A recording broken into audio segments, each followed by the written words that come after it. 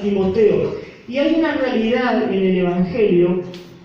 Jesús, cuando habló con la gente, les dijo algo muy, muy contundente que tenía que ver con la forma de seguirle a Él. Jesús dijo: aquel que quiera ser mi, ¿qué cosa? Discípulo, ¿qué tiene que hacer? ¿Qué tiene que hacer? Despojarse.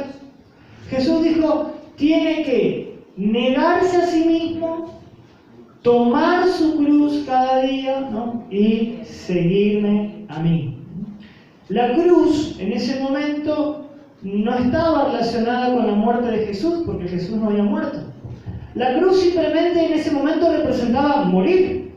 Los judíos conocían bien lo que la cruz representaba porque los romanos mataban mucha gente con las cruces.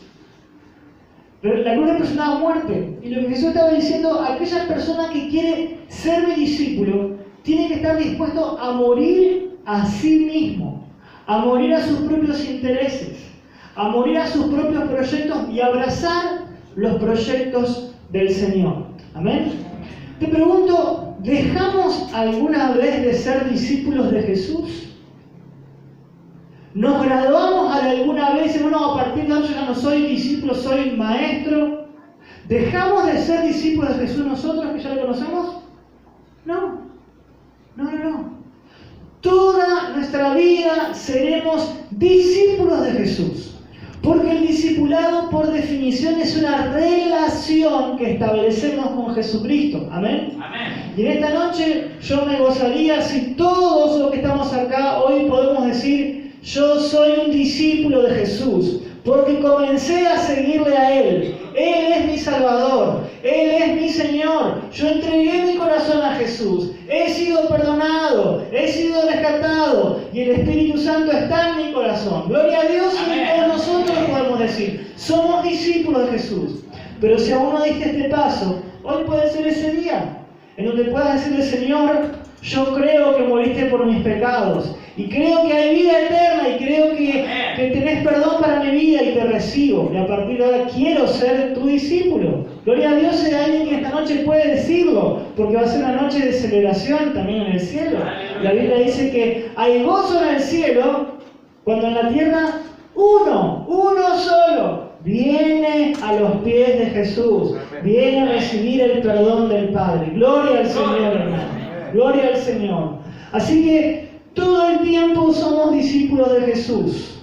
Todo el tiempo. Y hoy el pastor Abel compartió una palabra en Efesios donde decía que el Señor nos bendijo con toda bendición. Amén. Y la Escritura nos muestra que la bendición de Dios ya fue antes de que nosotros hayamos nacido. Es más, antes de que el mundo fuese creado, Dios ya te bendijo. Amén. ¿Qué quiere decir esto? Que en la eternidad, cuando no había nada creado, Dios bendijo tu vida. Amén. ¿Qué significa la bendición? Hablar bien. Amén. Y cuando Dios habla, ¿qué ocurre? Las cosas que Dios habla se concretan. Dios, dice la palabra, creó todo lo que existe con su palabra. Dios habló y las cosas fueron concretadas. La palabra dice, Dios es aquel que llama las cosas que no son como si fuesen y después son. Es decir, que antes que exista el mundo, antes que exista el pecado, antes que exista nada, Dios ya te bendijo.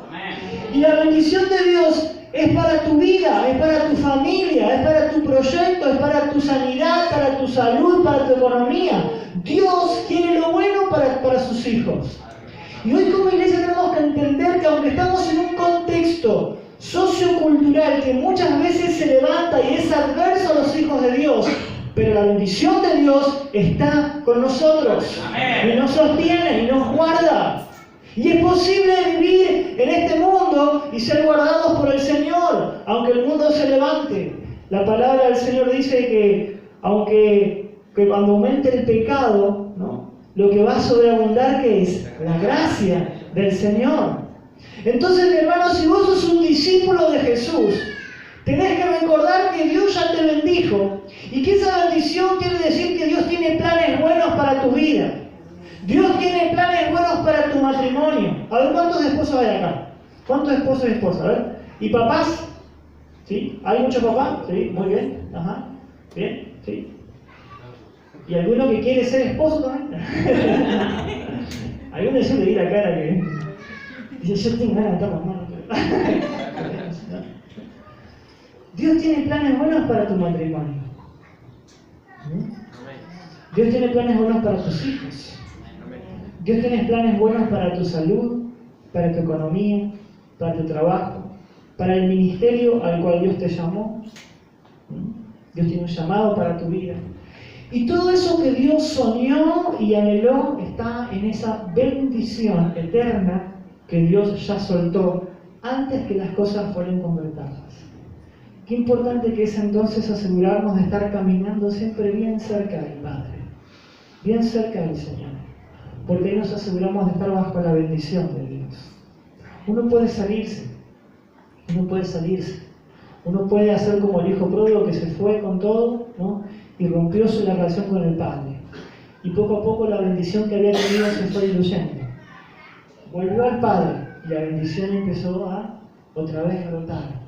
Qué importante es que en este tiempo, como discípulos de Jesús, como seguidores de Jesús, nos mantengamos siempre bien cerca de nuestro Maestro. Amén, hermano.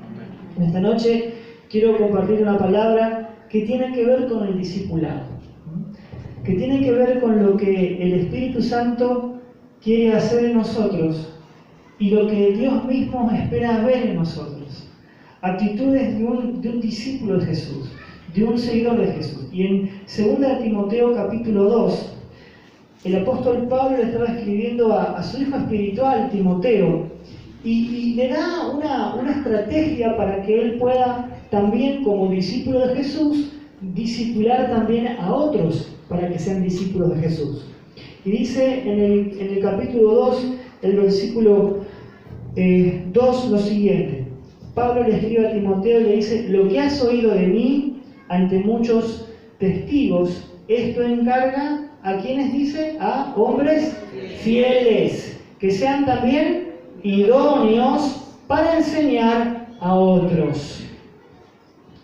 Pablo le dice a Timoteo que busque hombres fieles para enseñar también a otros. Ahí Pablo está mostrando 4 generaciones, ¿no? Porque Pablo había sido el padre espiritual de Timoteo. Ahora Pablo le dice: bueno, Pablo, bueno, Timoteo, lo que vos ya recibiste de mí, ahora tenés que darlo a otros. Y a su vez esos otros que son fieles tienen que ser idóneos para enseñar también a otros, Y esta es la cadena del discipulado. Nunca vamos a dejar de ser discípulos de Jesús, ¿no? Nunca. Siempre seremos discípulos de Jesús.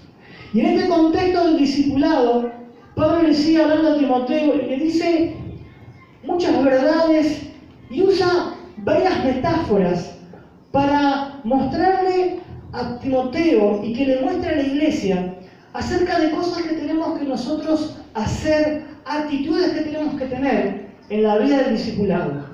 Y sigue diciéndole el apóstol Pablo a Timoteo en el versículo 4, dice lo siguiente, en el versículo 3, dice: tú pues sufre penalidades como buen soldado de Jesucristo.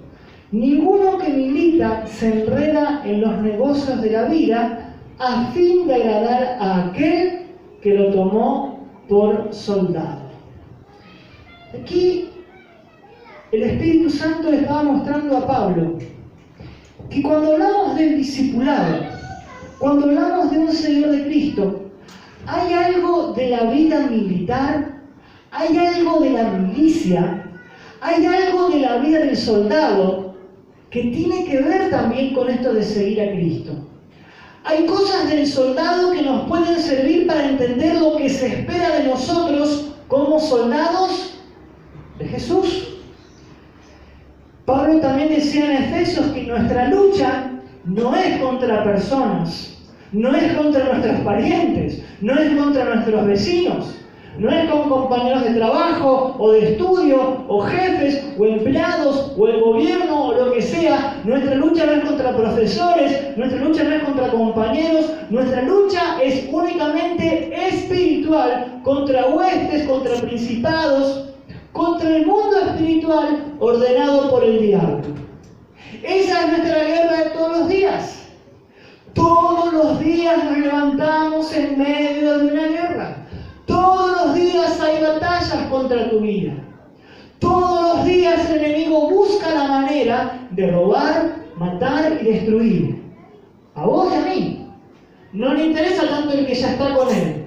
Todos los días el enemigo se levanta pensando cómo puede hacer para que tu fe mengue, para que tu compromiso mengue, para que tu matrimonio se deteriore, que tu familia se deteriore, que pierdas el rumbo, que tu estado de ánimo se venga a pique, que no experimentes el gozo de la salvación.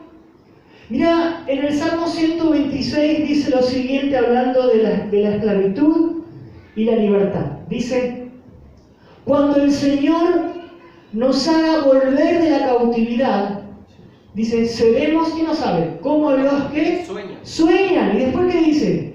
Nuestra boca se llenará de risa y nuestra lengua de alabanza. ¿Qué está diciendo el salmista? Cuando yo sea libre, ahora estoy cautivo, ¿no? Pero cuando el Señor me libre, me voy a reír tanto, y voy a alabar tanto, y voy a tener tanto gozo, porque el gozo y la libertad van de la mano. El gozo identifica al que está en libertad. Por eso, si en nuestras vidas no hay alegría y no hay gozo, la pregunta que me tengo que hacer es, ¿y qué me está atando todavía? ¿En qué área de mi vida todavía no estoy siendo suficientemente libre? ¿Qué cosas hay en mi vida que me están atando, que me están sujetando y no me permiten que experimente ese gozo que viene del Espíritu Santo de Dios? Mi lengua se llenará de risa y de alabanza. Así que cuando hablamos de la guerra, el enemigo busca atacar tu estado de ánimo. Hoy en día, mira, Argentina es un país enfermo. Por segundo, en Argentina, por segundo, se consumen 114 ansiolíticos. Por segundo, en Argentina hay 114 personas que sacan un ansiolítico. Y hablamos de ansiolíticos. No mencionamos ni los anticiclantes, ¿no? Los antipsicóticos, ¿no? Y otras medicaciones más que la gente consume. Y somos un país enfermo en nuestro estado de ánimo. El estrés, el nerviosismo, el enojo, la ira que hay. Hoy ya se habla de niños de edad de jardín con estrés, con cuadros de ansiedad. Niños de jardín. El mundo está así. Y eso es sobre el enemigo. Y muchas veces los hijos de Dios no nos percatamos que también eso es una cuestión de guerra espiritual. La opresión, cuando perdemos de vista el rumbo, cuando nos enojamos por cualquier cosa, o nos enojamos con quien no nos tenemos que enojar. En vez de enojarnos con el diablo, nos enojamos con la gente. Pero la palabra dice, hay algo de la vida del soldado que el discípulo de Cristo tiene que aprender a imitar. Y dice, mira, Timoteo, tenés que estar dispuesto a sufrir como un soldado. El soldado no puede poner condiciones. El soldado no puede decir, no, esta batalla está muy buena, ahora me quedo en la trinchera. El soldado, porque es soldado y abrazó un compromiso, tiene que jugarse, tiene que estar dispuesto a ir al frente, tiene que estar dispuesto al esfuerzo. Y eso muchas veces implica incomodidad, implica hacer sacrificios, implica tener disciplina, implica dejar muchas cosas que otros tal vez se dan el tiempo para disfrutar. Por eso dice la palabra, el soldado no puede enredarse en las cosas que hace todo el mundo. Porque Él tiene como objetivo agradar a aquel que lo tomó por soldado. Como hijos de Dios, como soldados del Señor, Dios está esperando de nosotros ese tipo de entrega, ese tipo de compromiso. Que podamos entender el compromiso que hemos asumido con Cristo Jesús. El día que dijimos, Señor, yo te entrego mi vida y te reconozco como Salvador de mi vida. Que podamos decir, yo no me voy a enredar en ninguna situación que me va a apartar de lo que Dios quiere para mi vida. No me voy a enredar en ningún asunto, en ninguna cosa que me desvíe de lo que Dios me está mostrando en este tiempo para mi vida. No me voy a dejar envolver, no me voy a dejar apartar, no me voy a dejar perder la visión. Mirá una vez Jesús hablando con los discípulos y después de que Pedro le haya dicho una revelación de parte del Espíritu Santo, Jesús le había preguntado, ¿y ustedes quién dicen que yo soy? Pedro dijo, vos sos el Cristo, el Hijo del Dios viviente. ¿Se acuerdan de ese pasaje? ¿No? Y Jesús dijo, Pedro, esto no te lo dijo ninguna persona, esto te lo dijo el Padre, ¿no? Y Pedro, qué impresionante. Al rato, dice la palabra que Jesús desde ese día comenzó a decirle a los discípulos que era necesario, decir conmigo necesario,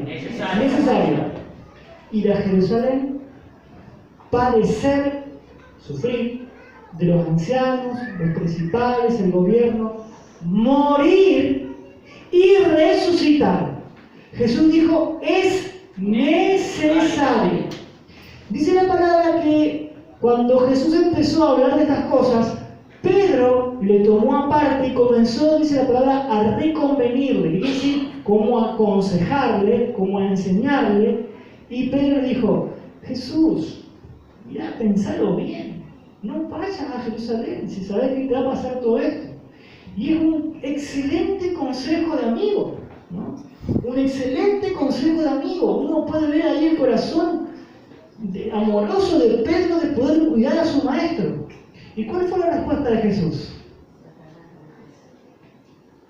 Vete, Satanás, apártate de mí, Satanás, porque me eres, ¿qué cosa? Tropiezo. Porque no pones la mira en las cosas de Dios, sino en las de los hombres. Tan astuto es el enemigo para enredarnos. Tan astuto es el enemigo para enredarnos en cosas que nos apartan del propósito de Dios.